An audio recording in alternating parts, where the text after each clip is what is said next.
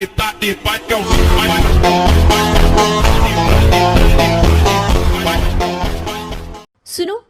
तुम्हारे बाबूजी तो कब के गुजर गए। अब उनका जो सामान है वो पड़े पड़े कबाड़ा हो रहा है। बेच ही दो, कुछ पैसे आ जाएंगी। बात तो सही है। अगले संडे फुर्सत में यही करेंगे। अगले संडे रोहित सारा सामान कबाड़ी को घर बुला के दे देता है।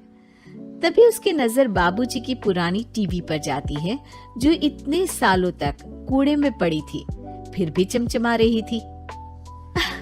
टीवी तो देखो, जैसे एकदम नई हो। हाँ, बाबूजी को टीवी देखना बहुत पसंद था। उनका सपना था कि वो टीवी पे आए।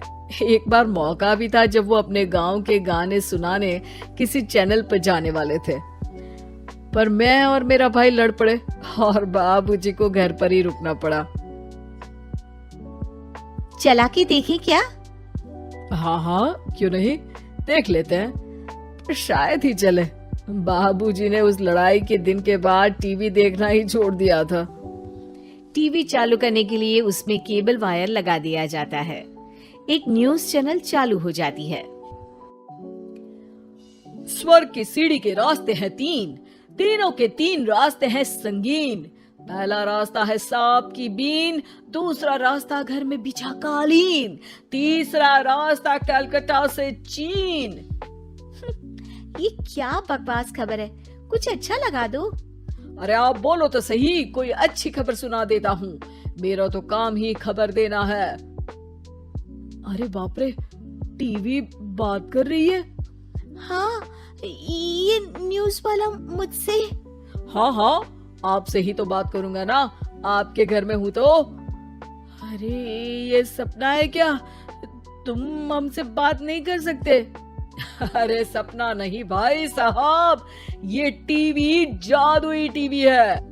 बोलो क्या खबर सुननी है, वरना ब्रेक लेने का टाइम आ जाएगा। सुप्रिया घबरा के टीवी बंद कर देती है। वो क्या था? अरे एक बार और चालू करके देखे, फिर से बात करेगा तो चैनल बदल देंगे। सुप्रिया फिर टीवी चालू कर देती है। अरे ऐसा कोई मुंह पे टीवी बंद करके जाता है क्या? मुझे बुरा लगा आपका नेचर। चाय पानी तो पूछो। सुप्रिया टीवी के बटन से चैनल बदल देती है। अब टीवी पर एक फिल्म चल रही है। अरे ये तो सूर्यवंशम है ना? हाँ, और ये ठाकुर को जहर की खीर दे दी और उसको पता भी नहीं है। ए भाई, खीर मत पीना, उसमें जहर है, मत पीना। ठीक है महाशय, जैसा आप कहें। हाँ। अरे आपकी बात मान ली, पूरी पिक्चर ही अब तो बदल जाएगी। मतलब ये सच में जादुई टीवी है? तभी वहाँ कबाड़ी आ जाता है। भैया, टीवी के 150 रुपए दूंगा, चलेगा?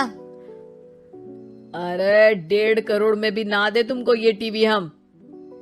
अरे 1.5 करोड़ खरीदने को होते तो तुम्हारे घर में ये पानी चाय नहीं पीता, अंबानी या टाटा के घर बैठा कोल्ड कॉफी पीता। रोहित कबाड़ी का हिसाब करके उसे वहां से चलता करता है और अपने भाई शशिकांत को फोन लगा के बुलाता है। शशि थोड़ी ही देर में वहां पहुंच जाता है। क्या हो गया भैया? अरे बाबूजी का टीवी याद है? हाँ, जिसमें घुसे रहते थे हमेशा वो, और अपने को कुछ नहीं देखने देते थे। अरे वो अब जादुई टीवी बन गया है। भैया, आपकी बकवास करने की आदत अब तक नहीं गई। अरे आपके घर में बच्चे हैं, अब तो बड़ों जैसी बात करो। रोहित जाके टीवी चालू कर देता है। टीवी पर एक जादू का शो हो रहा है जिसमें एक जादूगर है। अब मैं अपनी टोपी में से कबूतर निकालूंगा। श्रिंग ब्रिंग शरिंग बम फपा फुफी फुफा पाउ। टीवी से कबूतर निकलता है और शशिकांत के सर पर आकर बैठ जाता है। भैया, ये क्या हो रहा है? भैया इसे उड़ाओ। ए कबूतर, जा कबूतर, चल निकल। अब मैं टोपी में से सांप सुनते ही शशिकांत कांप जाता है और भाग के टीवी बंद कर देता है। भैया, सॉरी भैया, मैं समझ गया ये सच में जादुई टीवी है। पर एक बार और ट्राई करते हैं। पर भाभी कोई दूसरा चैनल लगाओ जिसमें डर ना लगे। सुप्रिया टीवी चला देती है और न्यूज लगा देती है। अरे कितने दिनों बाद मुझे याद आया, बताइए क्या खबर सुनाओ। और ये नया आदमी कौन है? ये मेरा भाई है शशिकांत। ओह यस, वही है ना जिससे तुम लड़ लिए थे किसी बात पे और तुम्हारे बुढ़ाओ पिताजी गुस्सा हो गए थे और टीवी को संन्यास दे दिया था। हैं? तुमको कैसे पता ये सब? इस टीवी में रहने वाले आदमी से लेकर कबूतर तक को तुम्हारे बाबूजी और तुम्हारी बातें पता है, इसलिए तो ये जादुई टीवी है। ये टीवी क्या कर सकती है वैसे?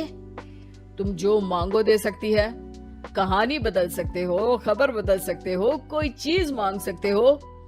अरे भैया, ये टीवी मैं लेके जा रहा हूँ। बाबूजी का लाडला तो मैं ही था ना। अरे ऐसे कैसे? मैं बड़ा बेटा था, अब तक मेरे घर में टीवी थी ना। अब तक कहाँ गए थे पिताजी के लाडले? तुम्हारी गलती का एहसास भी है। अरे भैया ज्यादा ना बोलो वरना भूल गए आपके दांत तोड़ दिए थे मैंने उस लड़ाई में।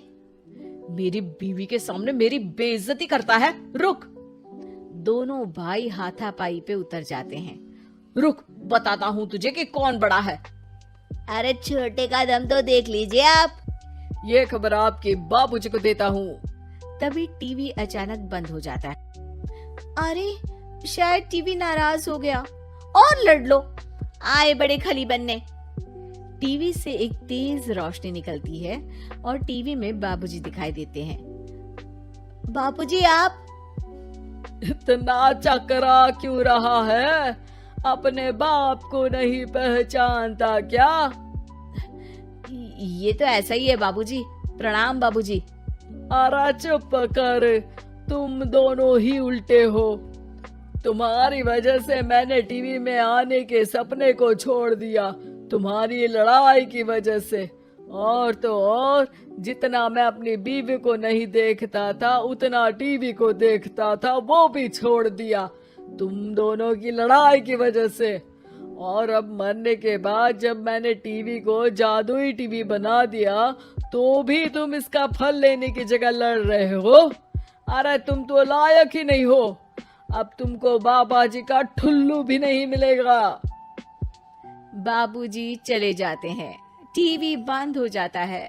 रोहित और शशिकांत गिड़गिड़ा के टीवी के सामने हाथ जोड़ के बाबूजी को बुलाते हैं, पर टीवी सिर्फ धुआं निकालता रहता है।